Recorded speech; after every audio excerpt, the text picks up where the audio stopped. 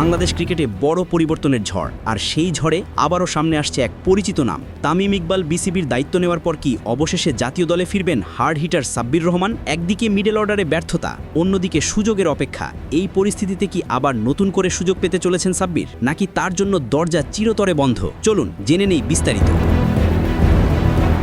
বাংলাদেশ ক্রিকেটে এখন চলছে এক নতুন অধ্যায়। তামিম ইকবাল বিসিবির সভাপতি হওয়ার পর থেকেই শুরু হয়েছে নানা পরিবর্তনের আলোচনা। বোর্ডের এই পরিবর্তনের প্রভাব কি পড়বে জাতীয় দলের স্কোয়াডেও? সেই প্রশ্নই এখন ঘুরপাক খাচ্ছে ক্রিকেট মহলে। বিশেষ করে মিডল অর্ডারে চলমান ব্যর্থতা নতুন করে আলোচনায় এনেছে সাব্বির রহমানকে।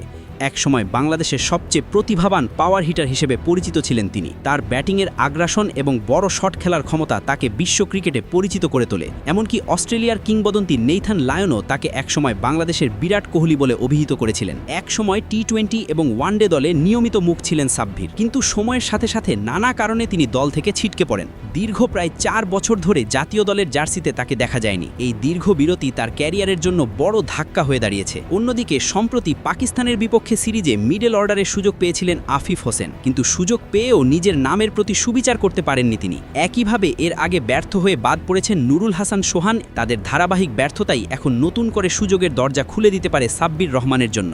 বর্তমান পরিস্থিতিতে মিডল অর্ডারে একটি স্থায়ী এবং আক্রমণাত্মক ব্যাটার খুঁজছে বাংলাদেশ, আর সেখানেই সাব্বিরের নাম উঠে আসছে জোরালোভাবে। কারণ পাওয়ার হিটিং এবং দ্রুত রান তোলার ক্ষমতা তাকে অন্যদের থেকে আলাদা করে। দলের প্রয়োজন অনুযায়ী তিনি একজন গেম চেঞ্জার হতে পারেন। এছাড়া নিউজিল্যান্ডের বিপক্ষে আসন্ন সিরিজে কিছু গুরুত্বপূর্ণ খেলোয়াড় যেমন তানজিদ হাসান তামিম এবং পারভেজ হোসেন ইমন অনুপস্থিত থাকতে পারেন। ফলে দলে তৈরি হতে পারে বড় শূন্যতা।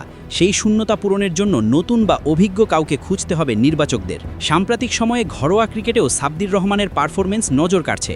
জাতীয় ক্রিকেট লিগে একটি দারুণ ইনিংস খেলেছেন তিনি, যেখানে 70+ রানের ঝলমলে ব্যাটিং করেছেন। এছাড়া বিপিএলেও তার ব্যাটিংয়ে এসেছে পরিবর্তন। এখন তিনি আগের চেয়ে অনেক বেশি পরিণত এবং দায়িত্বশীল ব্যাটার হিসেবে নিজেকে প্রমাণ করছেন।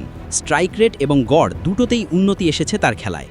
এই পরিবর্তনই হয়তো নির্বাচকদের নতুন করে ভাবতে বাধ্য করছে। এখন প্রশ্ন একটাই, তামিম ইকবালের নেতৃত্বে কি সাব্বির রহমান আবারও জাতীয় দলে ফিরতে চলেছেন, নাকি এটি শুধু আরেকটি আলোচনার মধ্যেই সীমাবদ্ধ থাকবে? সবকিছু নির্ভর করছে নির্বাচকদের সিদ্ধান্ত এবং তামিম ইকবালের পরিকল্পনার উপর। তবে একটি বিষয় স্পষ্ট, বাংলাদেশ ক্রিকেটে আবারও আলোচনায় ফিরেছেন সাব্বির রহমান, আর তার ভবিষ্যৎ এখন সময়ের অপেক্ষা।